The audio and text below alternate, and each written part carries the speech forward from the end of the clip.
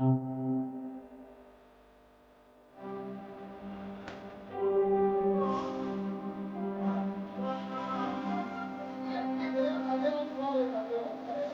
উল ফিতরের দ্বিতীয় দিনও গাজায় হামলা অব্যাহত রেখেছে ইসরায়েল। সোমবার তাদের হামলায় অন্তত ৩৪ ফিলিস্তিনি নিহত হয়েছেন। এর আগের দিন দখলদার বাহিনীর হাতে প্রাণ হারিয়েছিলেন অন্তত ৬৪ ফিলিস্তিনি, যাদের মধ্যে বেশ কয়েকজন শিশুও ছিল। সোমবার বিকেলে গাজার একটি আবাসিক ভবনে বিমান হামলা চালায় ইসরায়েলি সামরিক বাহিনী। এ সময় বাড়িটিতে একটি পরিবারের সদস্যরা ঈদের শুভেচ্ছা বিনিময়ের জন্য একত্রিত হয়েছিলেন। হামলায় পুরো পরিবারই নিহত হয়েছে। হাসপাতালে স্বজনদের আহাজারি ও শোকের দৃশ্য ছিল হৃদয় বিদারক। যারা বেঁচে গেছেন তারা হাসপাতালে এসে স্বজনদের শেষ বিদায় জানাচ্ছিলেন। নিহতদের মধ্যে নারী, শিশু ও বৃদ্ধরাও ছিলেন। হাসপাতাল সূত্রে জানা গেছে, হামলার পরপরই ১০ জন নিহত হন, যাদের মধ্যে ৩ জন শিশু রয়েছে। ৪৫ মিনিট পর আরও এক নারীর মরদেহ উদ্ধার করা হয়। এই হামলায় মোট ১২ জন নিহত হয়েছেন।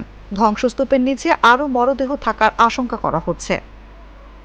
আল জাজিরা আরবির বরাতে জানা গেছে, দক্ষিণ গাজার খান ইউনিসে ইসরায়েলি হামলায় ফিলিস্তিনি সাংবাদিক মোহাম্মদ সালে আল বারদাউই, তার স্ত্রী ও ৩ সন্তান নিহত হয়েছে।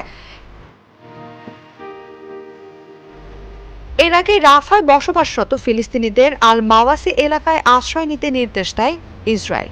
তবে এই নতুন স্থানান্তর নির্দেশের কয়েক ঘন্টার মধ্যেই আল মাওয়াসিতেও বোমা হামলা চালিয়ে ২ জনকে হত্যা করে দখলদার বাহিনী। গাজার স্বাস্থ্য মন্ত্রণালয়ের সর্বশেষ তথ্য মতে, ইসরায়েলের হামলায় এখন পর্যন্ত ৫০,৩৫৭ জন ফিলিস্তিনি নিহত হয়েছেন এবং আহত হয়েছেন ১,১৪,৪০০ জন। তবে গাজার সরকারি গণমাধ্যম দপ্তর বলছে, মৃতের সংখ্যা ৬১,৭০০ ছাড়িয়েছে, কারণ ধ্বংসস্তূপের নিচে চাপা পড়া হাজারো মানুষকে মৃত বলে ধরে নেওয়া হচ্ছে। লেবাননের রাজধানী বৈরুতের দক্ষিণ উপকণ্ঠ দাহিয়েতে শক্তিশালী বিস্ফোরণের শব্দ শোনা গেছে। নভেম্বর মাসে হিজবুল্লাহর সঙ্গে যুদ্ধবিরতির পর এটি দ্বিতীয়বারের মতো ইসরায়েলের হামলা। ইসরায়েলি সেনাবাহিনী দাবি করেছে তারা একটি ভবনে হামলা চালিয়েছে, যেখানে হিজবুল্লাহর এক সদস্য অবস্থান করছিলেন। ওই ব্যক্তি হামাসের এক যোদ্ধাকে ইসরায়েলে হামলা চালাতে সহায়তা করেছিলেন বলে ইসরায়েলের দাবি। হামলায় ভবনটি ধ্বংস হয়ে গেছে, তবে এখনো পর্যন্ত কোনো হতাহতের তথ্য পাওয়া যায়নি। এর আগে গত ২৮শে মার্চ বৈরুতে আরেকটি আবাসিক ভবনে হামলা চালিয়েছিল ইসরায়েল। তখন তারা দাবি করেছিল ওই ভবনটি হিজবুল্লাহ ড্রোন তৈরির কারখানা ছিল, যদিও সে দাবি প্রমাণিত হয়নি। ওই হামলায় কেউ নিহত হয়নি, কারণ ইসরায়েল আগে থেকে সরিয়ে নেওয়ার নির্দেশ দিয়েছিল। তবে এবারের হামলার আগে কোনো সতর্কবার্তা দেয়া হয়নি।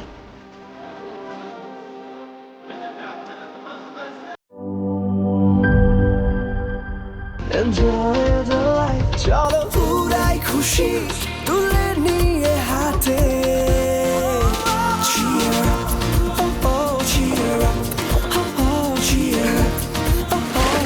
চিল হবে রিফ্রেশিং মুডে। চিয়ার আপ, চলো উড়াই খুশি।